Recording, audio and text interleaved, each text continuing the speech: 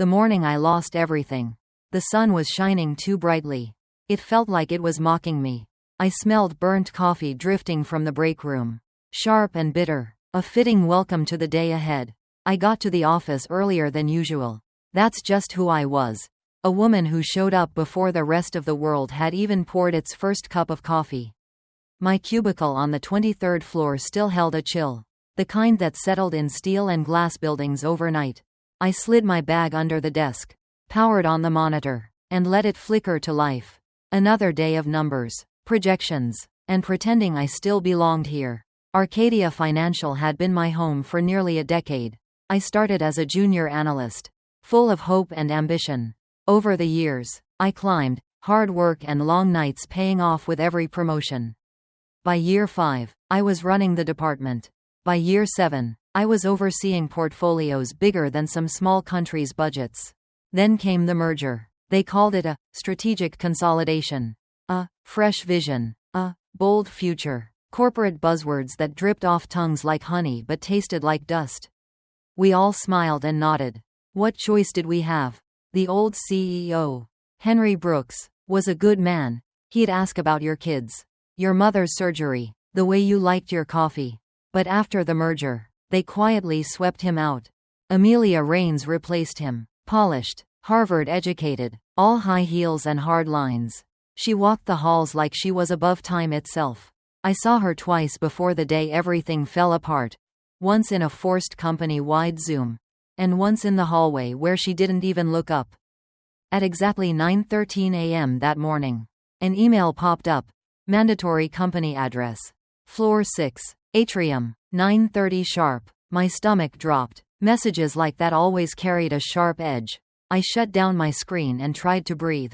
My hands were cold, but I felt heat creeping into my cheeks. A warning that something was about to break.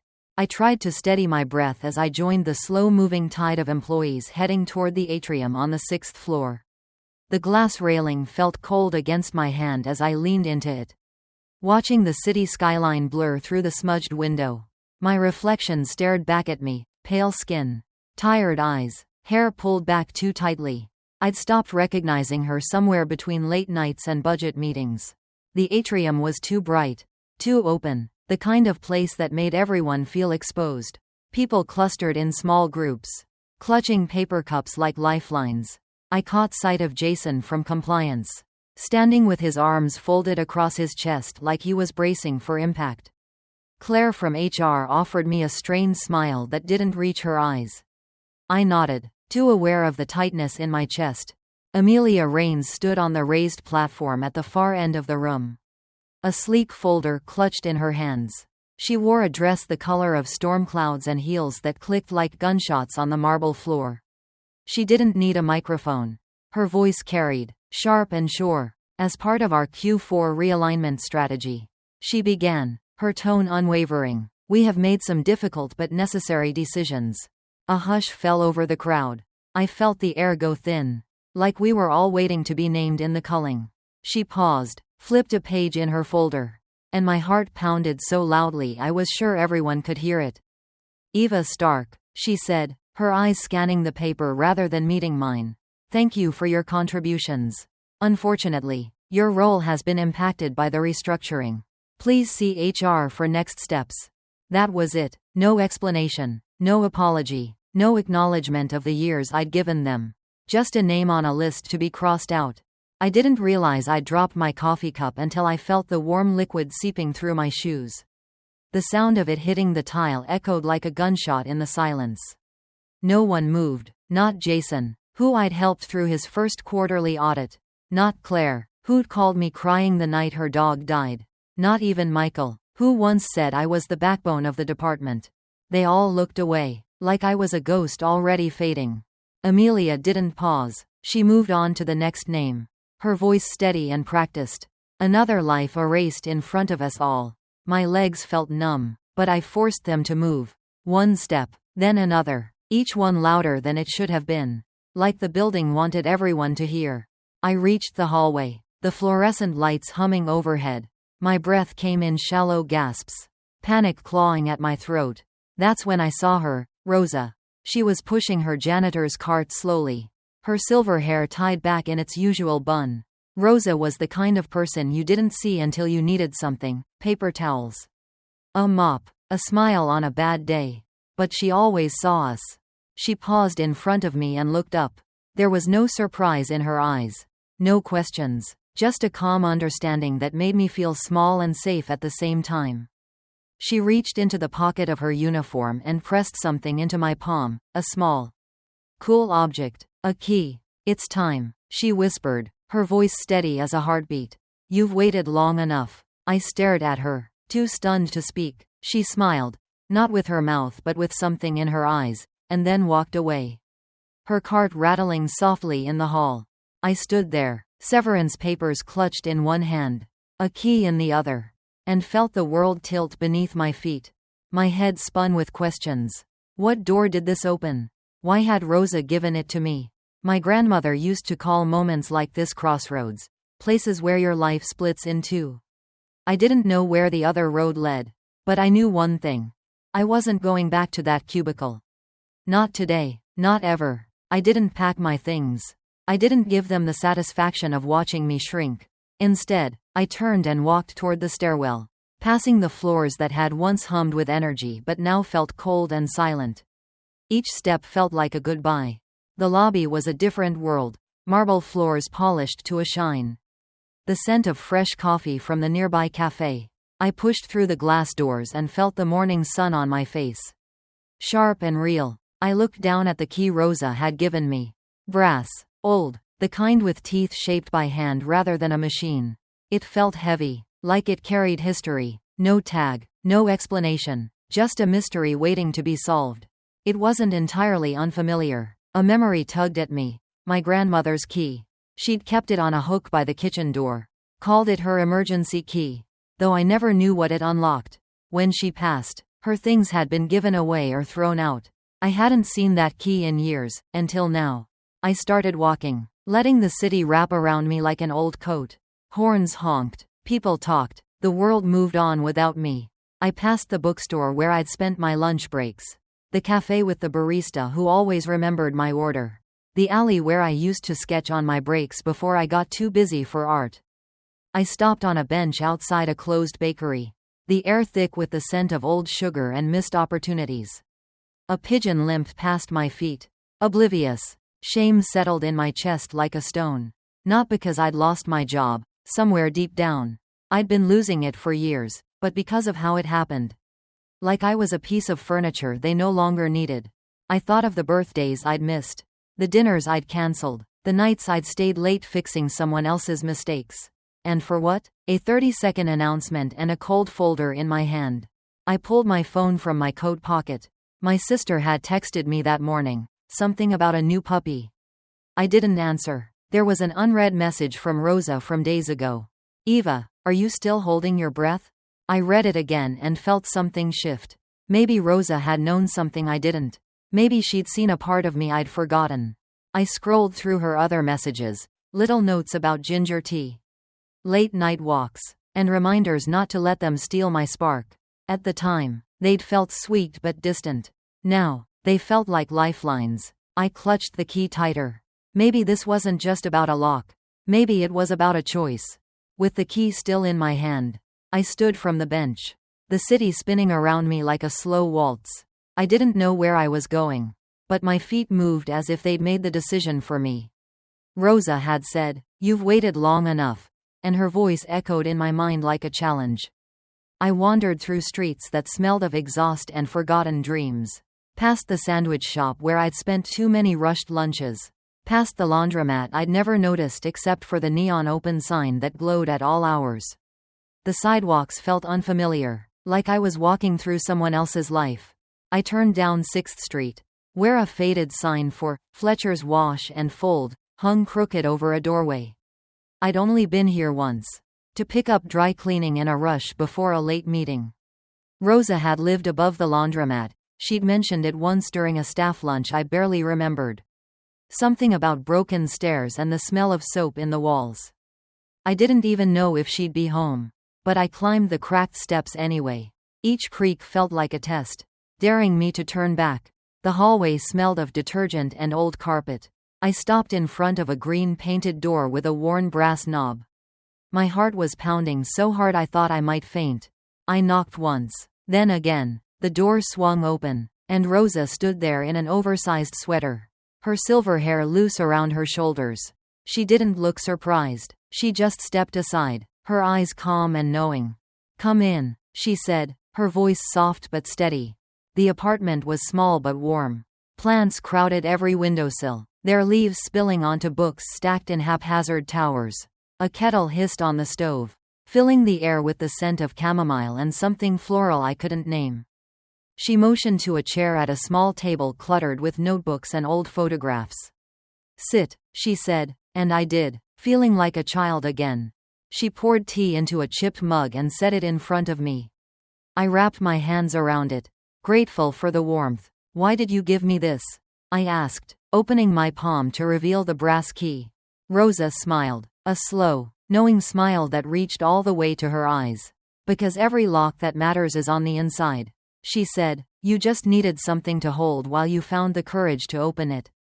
Her words sank into me like rain in dry soil. I stared at the key, its teeth worn smooth by time. "I don't know what I'm supposed to do," I whispered. She reached across the table and placed her hand over mine. "You've been living as if the only thing that mattered was being digestible," she said gently. "You've spent so long fitting into boxes you forgot what it felt like to be whole." Her words hit hard, and I blinked back tears.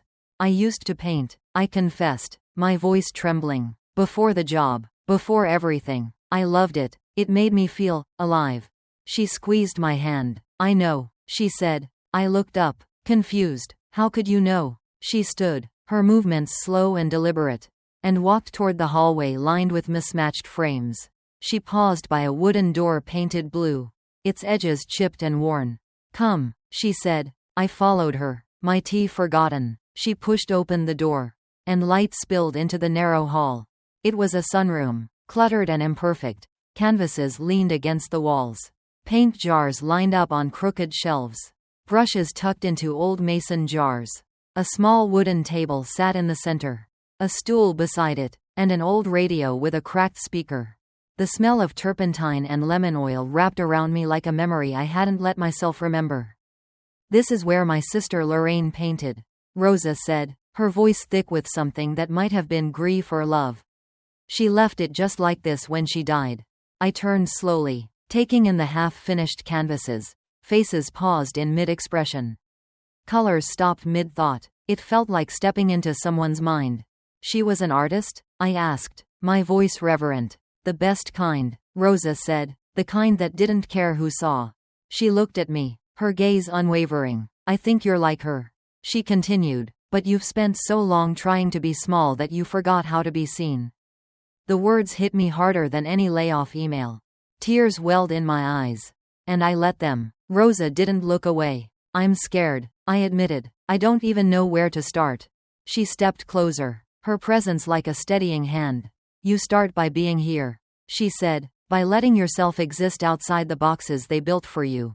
I looked around the room, at the canvases, the paints, the possibilities. My heart beat faster. "I don't know if I can do it," I whispered. "You don't have to know," Rosa replied, her voice like a promise.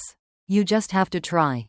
I didn't say anything. I just nodded, feeling something warm and unfamiliar spark in my chest.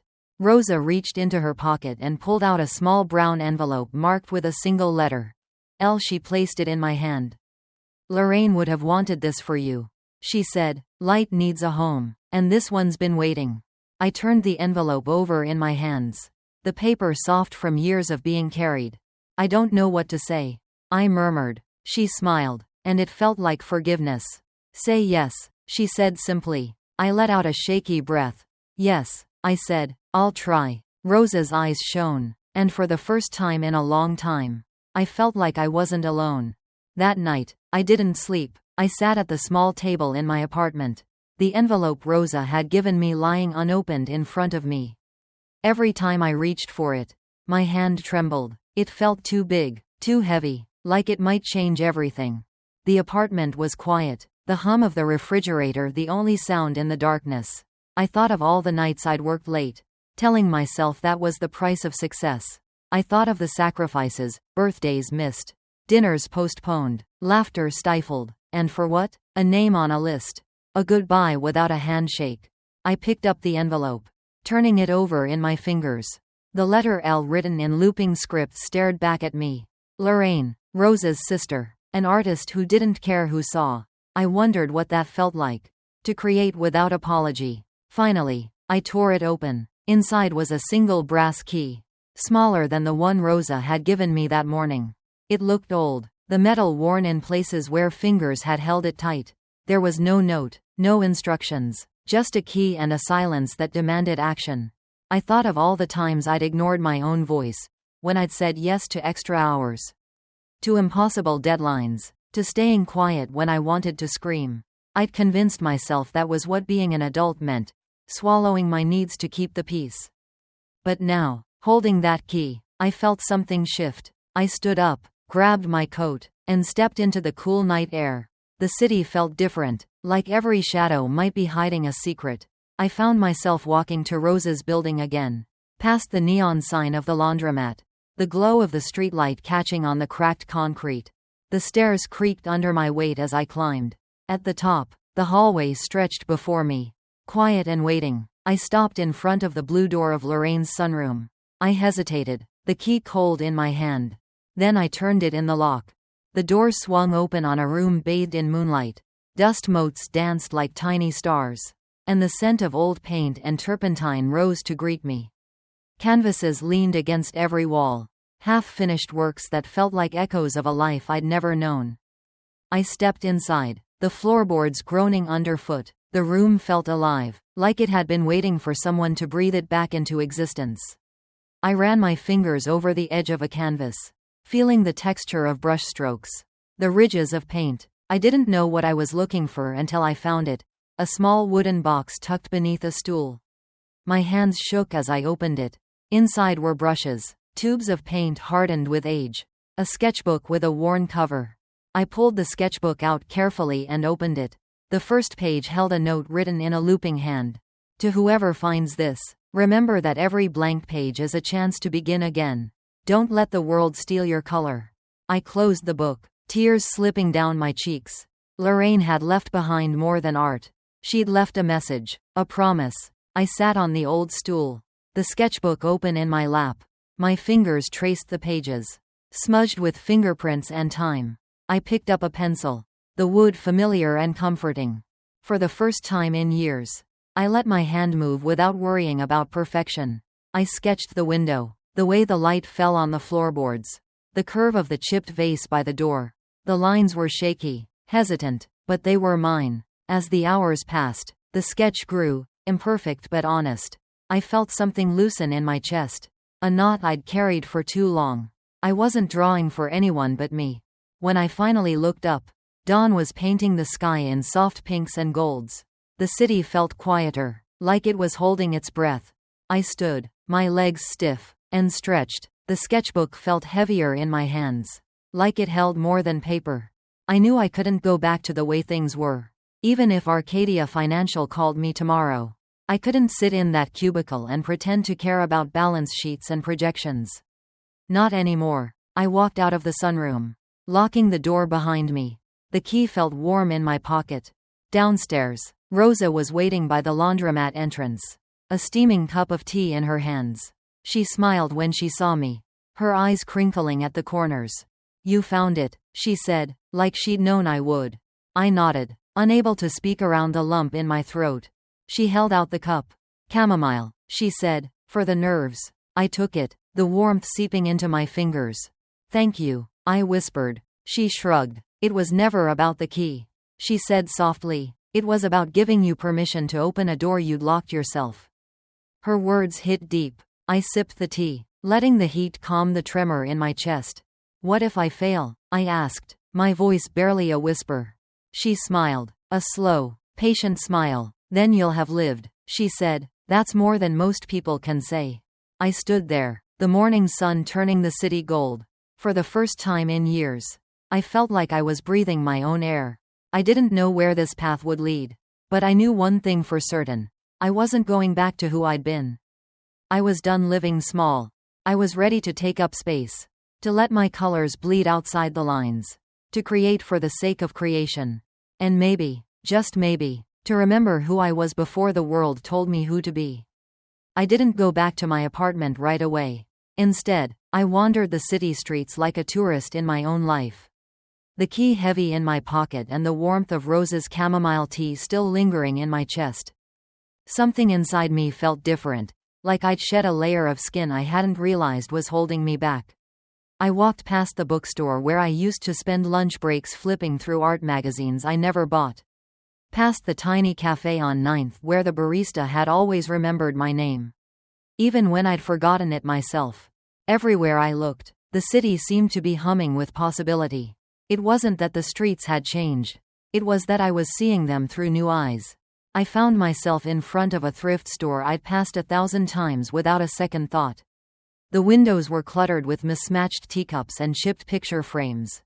On a whim, I pushed the door open. A bell jingled overhead, announcing my arrival to a world of second chances. Inside, the air smelled of old books and lavender sachets. The owner, a woman with pink-streaked hair and laugh lines around her eyes, looked up from behind the counter and smiled. "Looking for anything in particular?" she asked. I shook my head. "Just browsing." She nodded, returning to her knitting, her needles clicking softly as I wandered the aisles. Near the back, I found a stack of linen curtains. The fabric soft and sun-bleached. I ran my fingers over them, imagining them filtering the light in Lorraine's sunroom, turning that space into something alive again. I gathered a few, along with a handful of mismatched mugs and a battered wooden easel that looked like it had 100 stories to tell. At the counter, the woman rang up my purchases with a warmth that felt like an embrace. "New project?" she asked, curiosity in her eyes. I hesitated, then smiled. "Something like that," I said. She bagged my treasures and handed them to me. "Good luck," she said, her voice gentle but certain. "Thank you," I whispered, feeling like I meant it more than I ever had. As I stepped back into the sunlight, the world felt brighter, like I was stepping into the story I was meant to write. I took the long way back to Rose's building, letting the city's rhythm seep into me. Horns honked, dogs barked, children laughed. It all felt like part of a symphony I hadn't heard in years. When I reached the laundromat, Rosa was waiting at the bottom of the stairs, a small smile playing at the corners of her lips. "You've been busy," she said, eyeing the bags in my hands. I laughed, the sound foreign and wonderful. "I guess I have," I admitted. She led me upstairs, the stairs creaking in time with my heartbeat. We reached Lorraine's sunroom, and I pushed the door open, the key turning smoothly in the lock. Inside, the room was still bathed in that soft, forgiving light. I set the bags down and began unpacking.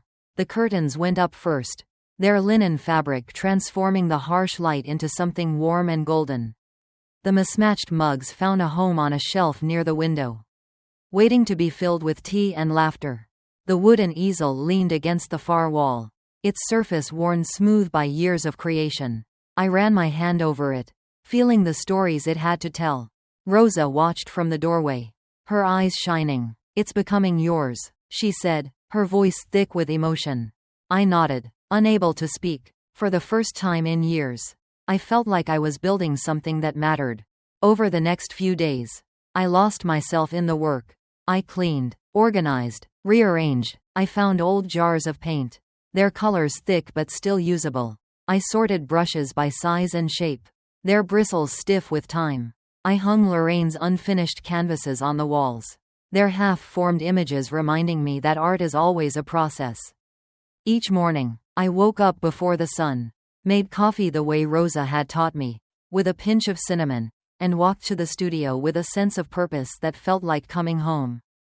One morning, as I was sketching the way the light fell on the windowsill, a knock came at the door. I looked up to see a young woman holding a baby in one arm and a tote bag in the other.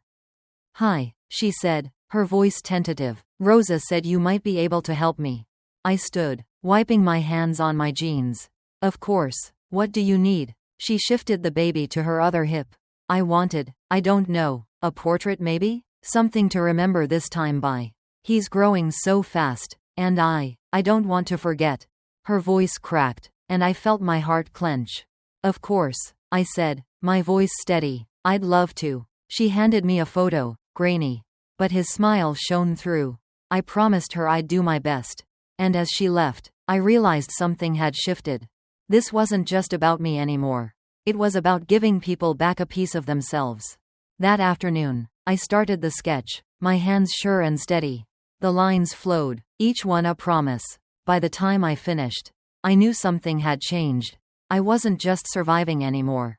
I was living. I was creating. And in that creation, I was finding myself again.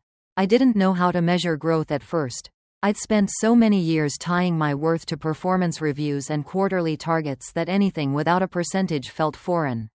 But in the weeks that followed, I learned that growth sometimes looks like showing up, even when you're scared. Every morning, I walked to the sunroom, Lorraine's studio that was slowly becoming my own, carrying my sketchbook like a talisman. The linen curtains I'd hung softened the light, turning the room into a sanctuary that felt separate from the rest of the world. Rosa stopped by most days, sometimes bringing tea, sometimes just a smile that said, "Keep going." At first, I struggled to trust my hands again. The lines came slow and hesitant, like a language I'd forgotten how to speak. But with each day, my lines grew more certain. I let go of the need for perfection, the pressure to make something impressive.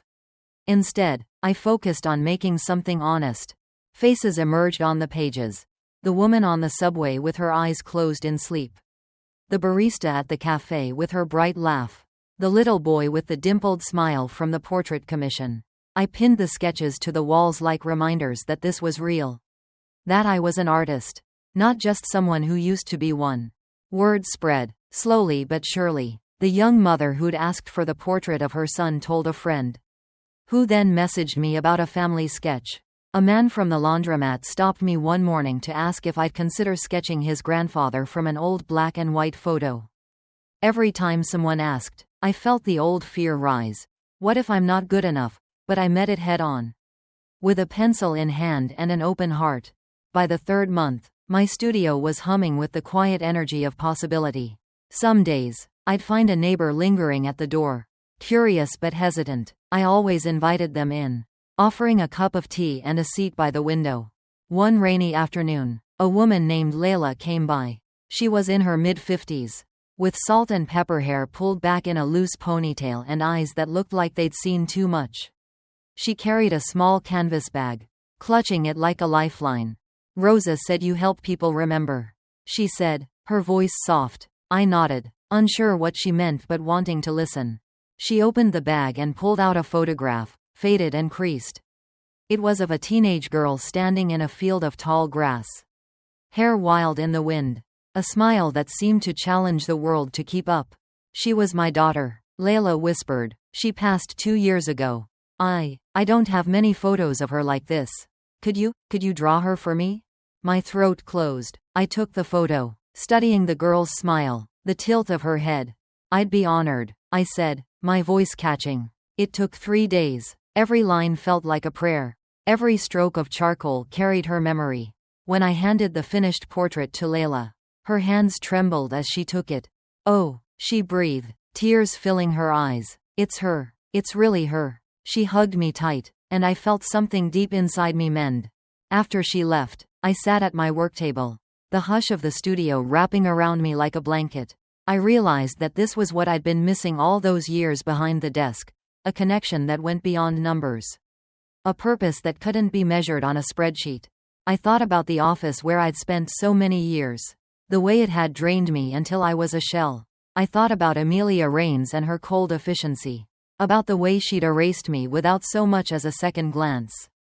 I was no longer that woman who let herself be erased. That evening, Rosa stopped by with a loaf of bread wrapped in a kitchen towel.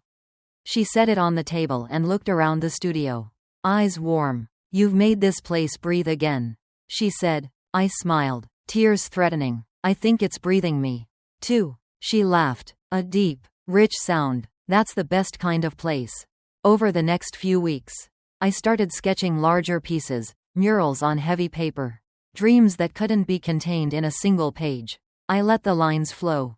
Let the colors bleed. I experimented with pastels and watercolors and even dug out an old box of acrylics from a thrift store. One morning, as I worked on a piece that felt like a sunrise, bold and chaotic and messy, I felt something settle in my chest. I was no longer just surviving. I was becoming. The days blurred together in the best way. Commissions came and went. Neighbors stopped by with requests and stories. Rosa brought cookies and sometimes left quotes scribbled on scraps of paper. Live like the light's always on. Or, don't shrink to fit their boxes. I taped them to the walls. A patchwork of wisdom and kindness that made the studio feel like a living thing. One night, as the city exhaled the day, I stayed late, music low in the background, my hands stained with charcoal. I looked around the studio, my studio, and felt a warmth spread through my chest. I wasn't just making art. I was making space for people to feel seen. For me to feel seen. It wasn't about success or followers or money. It was about breath, about light, about finding the courage to live in color again. And in that moment, I knew I'd never go back. I'd found my place. I'd found myself. 6 months had passed since the day I held that key in my hand. The one Rosa had pressed into my palm like a promise. It felt like a lifetime ago, and yet like yesterday. The studio had changed since those early days. The linen curtains now hung in every window, softening the morning light into something that felt like hope. The old wooden easel stood proudly against the far wall, its surface worn but strong. Just like me, we'd given the space a name, the second line. Rosa thought of it one evening when the sun dipped low and the city seemed to hum with possibility. It's a jazz thing, she explained, eyes bright. The second line is the celebration after the sorrow. The dance that follows the funeral. That's what this place should be. A celebration of life after everything that tried to bury it. It stuck. The second line became more than a studio. It became a home for people like me. People who'd been told to shrink. To fit. To color inside the lines. On Wednesday nights, we held open sketch sessions. Anyone could come. No experience required. We'd brew a pot of herbal tea. Put on some old records. And let the pencils and pastels flow. Some people just came to watch, their eyes wide with curiosity. Others brought dusty sketchbooks, pages crumpled from years of neglect. Some came with nothing but a story, a sigh of relief at being seen. On Saturdays, we opened the space for kids from the neighborhood, Color Hour. We called it a safe space to spill paint on the floor and let laughter echo off the walls. I'd forgotten how free children could be, how unafraid of making a mess. They taught me more about art than any workshop or corporate training ever had. One afternoon, I was cleaning up after a particularly lively color hour when the door creaked open. I turned, expecting a parent, but instead found Jenna. Yes, Jenna from Our. The one who'd looked away that day in the atrium when Amelia Raines had erased me with a single sentence. She stood there, clutching a worn sketchbook to her chest like a shield. Her hair was pulled back tightly. And she looked more fragile than I remembered. Eva, she said, her voice trembling. I saw your name online. I didn't know if you'd remember me. I set down the paintbrush in my hand, my heart both tender and cautious. Of course I remember you, I said softly. Her eyes filled with tears. I should have said something that day. I should have stood up for you. But I froze. I'm sorry. I crossed the room and took her hand. We all froze. I whispered. But you're here now. That's what matters. She exhaled, like she'd been holding her breath for years. Would it be okay if I stayed for a while? I used to draw. Before everything. I led her to a stool by the window, where the light spilled across the floor like honey. Of course, I said, draw as long as you need. She opened her sketchbook with trembling hands. And I watched as her pencil began to move, hesitant at first. Then with a growing confidence that made my chest ache with pride. As the sun dipped below the horizon, I realized something that made my heart swell. I wasn't just making art. I was helping people find their voice again, one line at a time. That night, I sat by the window long after Jenna had gone, the city lights blinking like distant stars. I thought about the woman I'd been, exhausted, silent, desperate to fit into a world that had no room for me. And I thought about the woman I was becoming, bold, open, alive. I thought of Rose's words. You were already unlocked. The next morning, I brewed coffee with cinnamon, the way Rosa had taught me. I walked to the studio with a quiet confidence that felt like a superpower. The studio smelled of turpentine and possibility. On the walls, sketches and paintings and quotes, like a tapestry of all the voices that had found refuge here. A note from Rosa sat on my worktable. A quiet life can be a loud act of defiance. Lorraine. I traced the words with my finger, letting them sink into my bones. I'd spent so many years measuring my worth by someone else's yardstick, titles, salaries, performance reviews. But here, in the second line, none of that mattered. Here, we measured worth in laughter, in tears, in the way someone's face lit up when they saw their own reflection in a piece of art.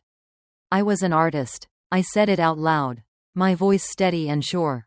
I am an artist. The words tasted like freedom. Rosa arrived a little later, her smile as warm as ever. She wore her janitor uniform still, a reminder of where she came from, of the strength it took to build a life with dignity. She brought cookies this time, placing them on the table with a wink. For the brave ones, she said. I laughed, the sound light and easy. We worked side by side, her humming softly as she cleaned brushes, me sketching the curve of her smile, the way her hair caught the light. Every so often, someone new would wander in, a neighbor, a friend of a friend, a stranger who'd heard whispers of a place where art lived again. Each time, I welcomed them with open arms, because I knew what it felt like to need a place to belong. The sun dipped lower, painting the city in gold and pink. Rosa caught my eye and raised an eyebrow. You know, Eva, you were always the key. I felt my heart clench and open at the same time. I think I finally believe that, I said, tears of gratitude pooling in my eyes. She just nodded, her smile like a lighthouse in a storm. As the last light faded from the sky, I closed my sketchbook and looked around the studio. The second line. It wasn't fancy, it wasn't perfect, but it was real, and it was enough. I was enough. And in that space, with charcoal-stained fingers and a heart full of possibility, I knew I'd never let anyone erase me again. Standing there in the second line, the smell of turpentine and possibility in the air, I realized that the most important door I ever needed to unlock was the one inside my own heart. For years, I'd given pieces of myself to people and places that didn't see me, trying so hard to fit a mold that was never made for me. It took losing everything, my job, my sense of purpose, to find the courage to start living on my own terms. Rosa's key wasn't just brass and metal. It was a reminder that I already held the power to open the door to my own future. I learned that real success isn't measured by titles or salaries. It's measured by the light in your eyes when you do what you love. I am an artist, not because someone gave me permission, but because I gave it to myself. And in that permission, I found my freedom. If you've ever felt stuck, like you're living a life that doesn't feel like your own, take a deep breath and listen to that small voice inside. That's your truth, your passion waiting to be rediscovered. You don't need a grand plan or someone else's validation to begin again. Sometimes, the smallest key, a sketchbook, a brush, a conversation, can open a door you never knew existed. Start small. Give yourself permission to explore the parts of you that have been buried under expectations and fear. Whether it's art, writing, gardening, or music, find the space where you feel alive. Because when you honor that voice, you're not just finding a new path, you're finding your way back to yourself.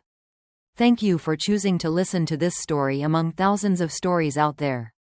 Like and subscribe to continue listening to the latest stories.